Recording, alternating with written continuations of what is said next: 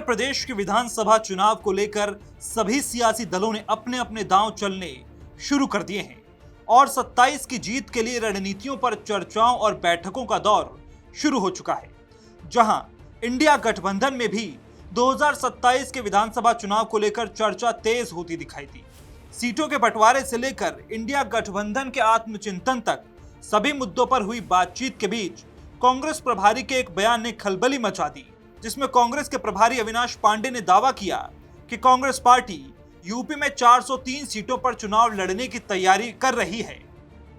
403 पर पूरी मजबूती के साथ हमने सभी अपनी तैयारी की है। संगठन बूथ स्तर पर जीतने की क्या रणनीति हो सकती है, उस पर हम काम करें। एक तरफ अखिलेश यादव पहले ही सीट नहीं जीत जरूरी वाला संदेश कांग्रेस पार्टी को दे चुके हैं, वहीं इस बीच कांग्रेस पार्टी के नेताओं के इन बयानों ने माहौल को और भी ज्यादा गर्मा दिया है और सवाल खड़े कर दिए हैं कि क्या अभी तक सहमति नहीं बन पाई है और क्या अखिलेश यादव एक जिला एक सीट वाला फॉर्मूला लेकर चल रहे हैं।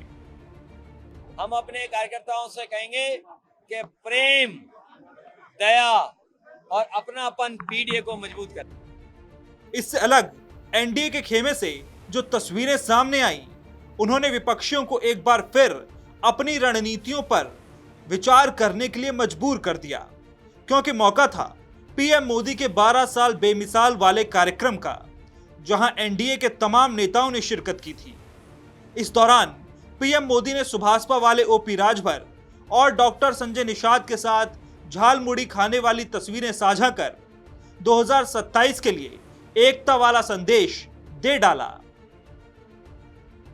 दिल्ली में हुई एनडीए की बैठक में आने वाले चुनाव की प्लानिंग को लेकर चर्चा की गई और माना जा रहा है कि सीटों के बंटवारे को लेकर भी फॉर्मूला तय कर दिया गया है।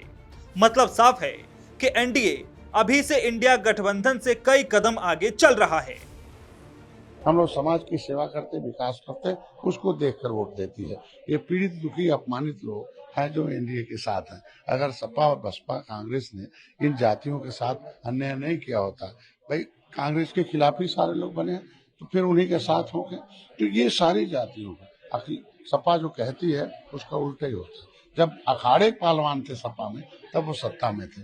अब भाड़े पहलवान से सत्ता में, एक तो कहानी कहा गया कि सटला तक गईला पीछे रत्न ट्रक के, तब कांग्रेस को 100 सीट देते हैं। कांग्रेस डूबती जहाज है, जैसे सटेंगे वैसे सपा चली जाएगी। तो ये तो अपने आप डूबने का काम है। यूपी की सियासत में एक तस्वीर और सजती हुई दिखाई दे रही है, जहां बसपा सुप्रीमो मायावती और एआईएमआईएम वाले असदुद्दीन ओवैसी को नजरअंदाज नहीं किया जा सकता, क्योंकि बसपा सुप्रीमो अपने 2007 के फॉर्मूले को ही आगे बढ़ा रही हैं।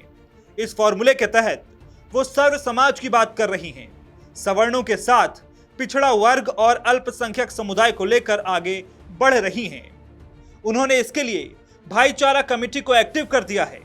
साथ ही मायावती बड़ा दांव चलते हुए 22 जून को अयोध्या और 23 जून को अकबरपुर में रैली करने जा रही हैं।